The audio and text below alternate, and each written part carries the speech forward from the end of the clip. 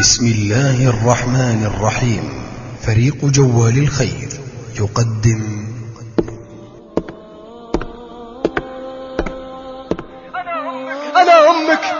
أنا أمك يا هي أمك، حملتك والعذاب الوان. أي قلب يحمل هؤلاء؟ أهذا هو جزاء الأم؟ أهذا هو جزاؤها؟ أنسيت فضلها وتعبها؟ أنسيت شكواها لمرضك؟ أنسيت أنينها وسهرها عند سفرك؟ عجبا والله لزمن، عجبا لزمن ضاعت فيه الرحمة حتى على الأمهات، عجبا لزمن ضاعت فيه الشيم والأخلاق. تقول مشرفة دار المسنين، تقول المختصة: والله إن بعض الأبناء يأتي بأمه ويرميها في المستشفى ويدعي أنه فاعل خير فيهرب، وأمه تنتظر على أمل أن يعود، لكنه للأسف يتركها حتى توضع في الدار. ثم بعد ذلك انظر ماذا يفعل. ثم بعد ذلك تقول يبدأ بالاتصال: هل فلانة موجودة؟ إذا قالوا نعم أقفل السماعة. هل فلانة حية؟ إذا قالوا نعم أقفل السماعة. وإذا قالوا له ميتة أتى ليكمل إجراءات الدفن. أف ثم أف، أف ثم أف. أي نوع هذا من الأبناء؟ والله سمعت عن ذلك الزوج وأعرفه، وقد كانت أمه تسكن معه ليس لها غيره، وفجأة جاء يقول لأمه: يا أمي أريد أن أرمم في البيت وأعمل بعض الديكورات، فلو جلست في بيت عمي أو عند خالتي حتى أنتهي ثم تعودين إلى غرفتك. فقالت بنيتها الطيبة: يا ولدي غرفتي جيدة ولا تحتاج، وأنا يا ولدي راضية بها ما دمت معك وأنت أمام ناظري. وبعد إصراره وإلحاحه وافقت وانتقلت لتعيش عند خالته. تمر الأسابيع ولم يتصل بها ولم يسأل عنها، وكلما اتصلت انصرف عنها بحجة أنه مشغول جدا. فيمر أكثر من 3 أشهر والأم تعاني ما تعاني حتى ضاقت بها الحيل. أصرت أن تذهب مع أختها إلى بيت ولدها. ذهبت وليتها لم تذهب. ذهبت فإذا بالزوجة تستقبلها وتقول: نعم. قالت لها: كيف أحوالكم يا بنيتي؟ أين أبو أحمد؟ قالت: أبو أحمد يقول ليس لك مكان بيننا، فلم يعد لك غرفة، فنحن قد احتجنا الغرفة لابنتنا. أنسيت أنها كبرت؟ أليست هي أحق بالغرفة منك؟ أليس عندك إحساس؟ وماذا لو بقيت عند خالته؟ فإذا احتجت شيئا من المال اتصلي علينا. حتى جاء ولدها، جاء وليته لم يأتي. جاء ووقف خلف زوجته وهو يقول لأمه: نعم يا أمي، نعم، إذا احتجت شيئا والله لن أتأخر عنك. فالتفتت إليه: ماذا عساها أن تقول؟ فالتفتت إليه: ماذا عساها أن تفعل؟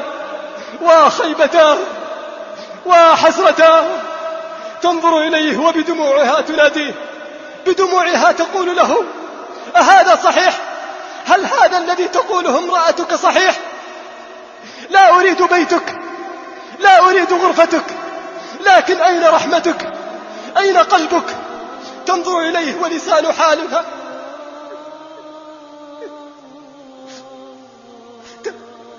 تنظر إليه: أين تذهب؟ أين تذهب؟ ولسان حالها: معقولة تجي منك وترميني لأي إنسان يلملمني ولا يلقى بعيوني غير دمعاتي؟ أنا ما صدق أنك أنت يا وليدي تنهيني من الوجدان وترميني وأنا أشوف القبر نادى مسافاتي. تحملت السنين وقلت على الله أشكي الهجران. أنا أمك يا هي أمك، حملتك والعذاب الوان، ولدتك والألم سكين من وهن على وهن، واثناء الولادة من بكى صوتك طعنت أحزان، لأني شفتك بصوتك تنادي كل طموحاتي. نسيت أمك، كم ضميتك لا جيت وقلت أنا بردان، تركت البرد لضلوعي رح انشد رعشة شفاتي. نسيت يوم مدرستك، نسيت يوم أذاكر لك وكفوفنا الحرمان. نسيت أمك يا هي أمك، كم فلس خنقته لك بشيلاتي. أنا أمك يا أمك، حملتك والعذاب الوان.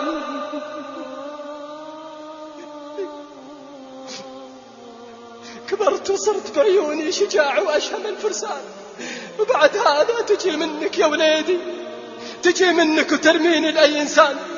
أي قلب يحمل هؤلاء؟ أهذا هو جزاء الأم؟ أهذا هو جزاؤها؟ أنسيت فضلها وتعبها؟ أنسيت شكواها لمرضك؟ أنسيت أنينها وسهرها عند سفرك؟ كم تعبت، كم شقيت، كم عانت، كم رأت من شدائد وأهوال لا يعلمها إلا ذو العزة والجلال. كم عانت من أجلك، وكم كابدت في محبتك، وهي تردد دوما بالدعاء لك، لعل الله أن يقر عينها بك فتبرها عند الكبر، وتحسن إليها عند الضعف، وتذكرها عند المشيب والكبر، فتقابلها بالإحسان ولا تقابلها بالإساءة والنكران، تقابلها بالكرامة لا بالمهانة والهجران. والذي قال لوالديه أف لكما أتعدانني أن أخرج وقد خلت القرون من قبلي وهما يستغيثان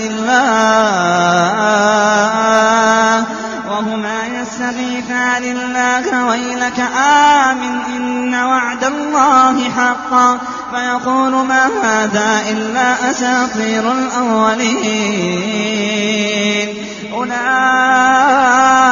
الذين حق عليهم القول في أمم قد خلت من قبلهم من الجن والإنس إنهم كانوا خاسرين.